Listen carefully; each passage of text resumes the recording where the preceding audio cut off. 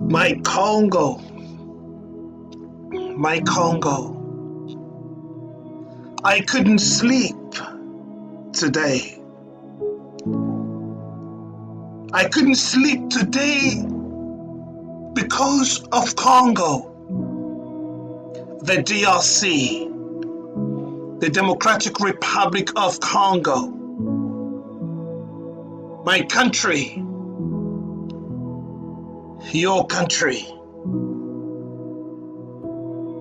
What's happened to my Congo? What's happened to our country? For the last 30 years to this very day, April 27, 25. A lot of things have happened to this nation, to this country of ours. We have lost more than 10 millions of people that have died. Why have they died? It pains me to think that these people have died simply because they were born in this land, they were born in this country, in the Democratic Republic of Congo. That's the only reason why they have died. That's the only reason why they have shed their blood. That's the only reason why they are victims of rape, of men, women, children, young girls, simply because they are Congolese and there is no one to protect them. It pains me. Pains me to know that our neighbor or neighbors, Uganda, Rwanda,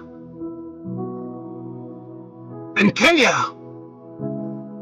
have resolved to taking arms and invading the Congo. Very sad.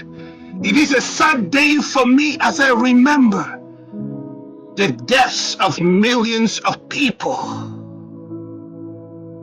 I'm raising my voice to my brothers and sisters around the globe, wherever you may be. I'm here in the Democratic Republic of Congo, and I'm sending my voice out to you wherever you may be in our world, whether in the Americas, whether you are in Asia, whether you are in Europe, whether you are in Latin America or you are in Australia, wherever you are, or on our continent in Africa, where you hear the sound of my voice. I'm calling on you today. I'm wanting to awaken something within you. This is not normal. For 30 years long, it's not normal.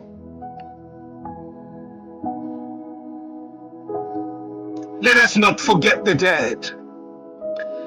Let us not forget the dead, because if we do, there is something ahead that is waiting for us that will be worse than you are imagining now. This country of ours risks being divided, risk being partitioned, because it has been conceived even back in the days of Lumumba. This plan was already there, but they have been executing this little by little to the point where we are today. My brothers and sisters, wherever you are, think of what is happening to the DRC to this very day. Most recently, the events that have taken place here in Goma and Bukavu in February, not so long ago. We are in April. February, more than 10,000 people have lost their lives, been slaughtered. These are not animals. They're not insects. They're not ants. But they're human beings. If we look and we don't do anything, if we sit and we listen and do nothing, then something worse is awaiting this country in the days, months, and years to come. Because those who have perpetrated these things, they've done it for a reason, and their agenda is not yet completed. They are formulating, getting new strategy and stratagem in place in order to bring about the creation of what they have been dreaming for. This is why I'm calling on you, wherever you may be, wherever you may be listening to this. You might have left this country, you've gone abroad, and you think of yourself like, I've got myself a new home. You're forgetting the DRC now. My brothers and sisters, let me remind you. I don't know if you know much about the story in the Bible of Esther and his uncle Mordecai. When the Jewish people were threatened, when their existence was very much in question,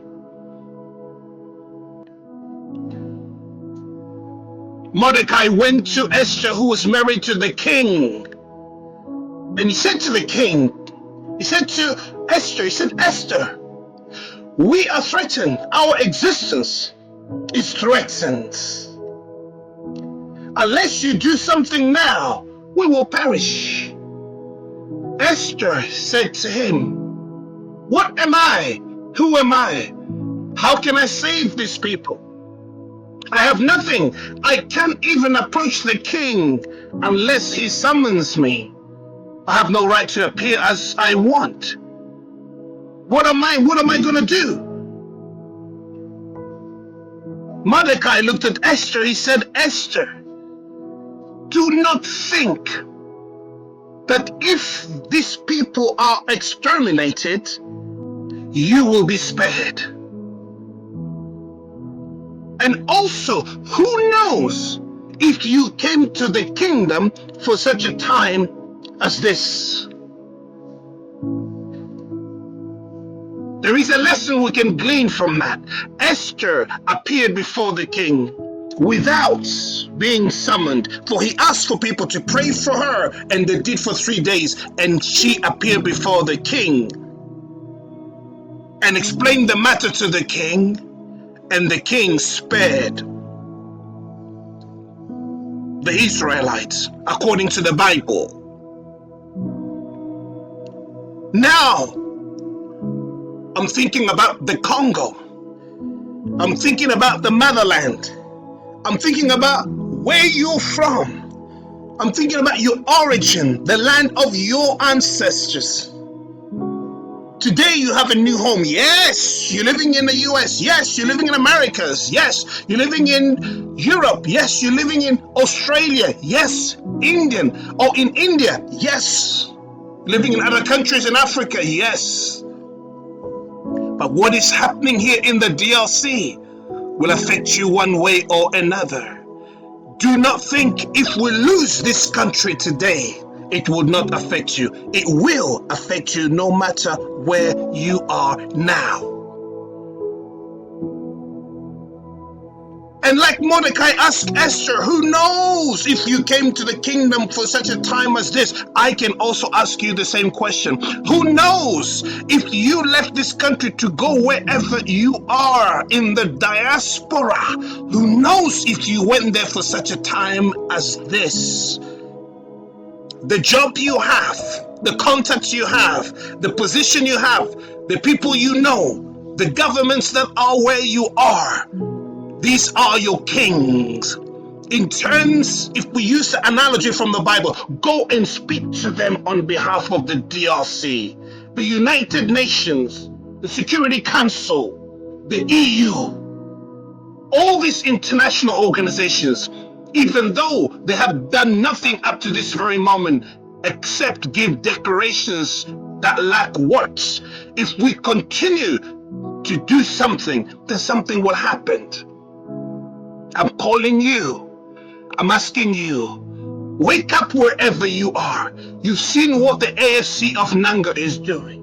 You see the AFC of Kabila. You see the M23 of Kagame. You see what they're doing to this nation of ours. Literally children that have no parents, widows that have no husbands, young girls that have been, can't pronounce the words, heartbreaking. But you look at these families, they have no place to sleep. They have no meal to consume. They have no place to have a clean wash. They do not. Why? Because they are Congolese. Because there is no one to fight for them. Because there is no one to stand for them. No. You are listening to me. You have listened to so many things that have been said in the past. Please don't ignore this. We, as Congolese, we must rise up. We must stand up in our little corner. Wherever you may be, you might think to yourself, what am I able to do? This little me. Please don't say this little me. You have something you can do. You can raise a voice. You can send a letter. You can write or send a message. You can do something to attract the attention of those who make decisions. You might say to me, yes, but we've heard something happen at in the United States where they signed an agreement of peace between Rwanda and the DRC, or what's happened in Doha between M23. Please do not rest on that. You and I do know what is happening in this deal is not for the interest of the Congolese people. You should know that. And I know you know better than that. Yes, of course, all these things have good intentions in them. Like they say, the road to hell is full of good intentions. Please don't rely on that piece of document that is signed there. Because when the Americans come, they'll only come for one thing. That is to invest and take their own money and take their own minerals for the good of the US. But we as a people, as Congolese, we must rise, take pride on who we are, and take our identity and stand up to defend our country. If we don't, knowing the plans that these people have, we will only have our eyes to cry. These people are savage. They're criminals. They have no human hearts. Don't ever kid yourself, even though you see them wearing suits. They have no human heart. There's no sanctity of life with these people. You've seen what they're able to do. You haven't seen the most horrible images that I can't even project here. These people are so cruel.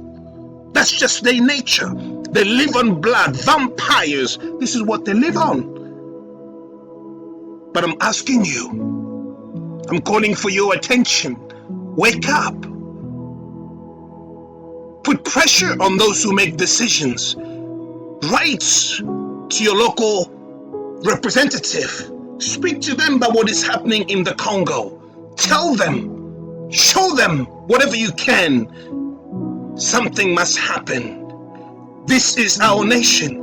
This is our people who have dispersed. They have no place to go, no place to sleep. And you're seeing mothers, women, children, and all men. They're just all over the place. We are crying for our nation. Where is our dignity as a people? Why are we so hated? I'm shocked how the world has seen what's happened to the DRC. For the last 30 years, nobody's done anything. Nobody's come to our rescue. I am in tears.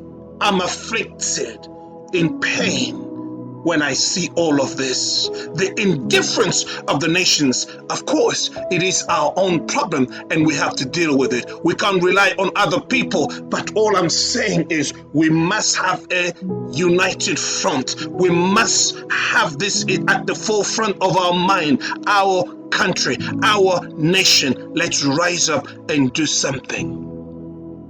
Don't let Kagame, don't let Joseph Kabila, don't let Nanga, don't let Bisimwa, don't let them do what they're planning to do, because it will be catastrophic for our country.